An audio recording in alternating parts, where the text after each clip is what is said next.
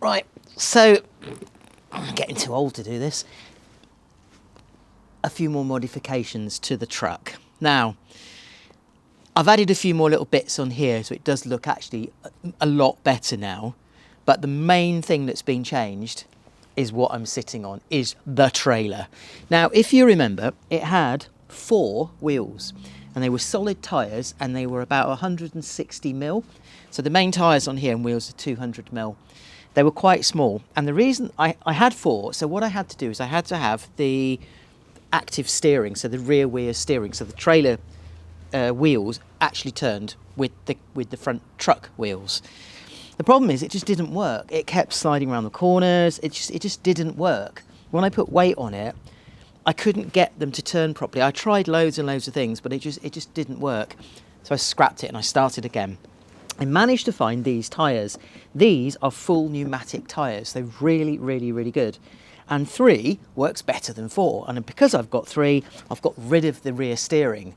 And it actually goes around corners now, which is ironic, isn't it? You know, you would think having the steering would actually help it go around the corners, but it doesn't. This is actually better. I've changed all the kind of the chassis rails here, so you can see it's all changed. I've got little bits at the front here, little wheels at the front, so it supports it. It just looks so much better as well.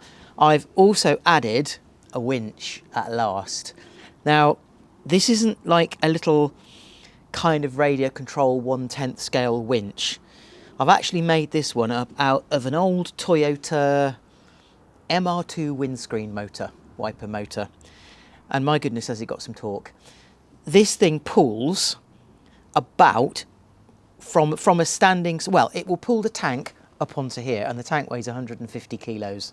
So that little thing, and in here, instead of using cable, I've used a high tensile line, which has got several tons of braking strain on it, which makes it really, really good.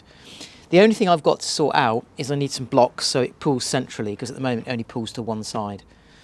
But yeah, what else have I done? I did change something else, and I can't remember what it was I changed now. But, oh yeah, I put some more mud flaps on because it was looking a bit strange without the mud flaps on. And up the smoke unit on there a little bit so it gets a little bit more smoke now, because you can never have too much smoke. And there we have it, nearly done. Got a little bit of painting to do, bit of weathering to do, but on the whole, in fact, I will move now. I will athletically move like a gazelle. Did you see that? Wow, that was impressive. You can actually see it all now. Oh, in fact, I will come and kneel down here so it gives you an idea of the scale of the whole thing. I haven't changed the length of the trailer, but I've changed the pivot point here, so it actually has made the whole thing a little bit longer. I think it's over 3 meters long now.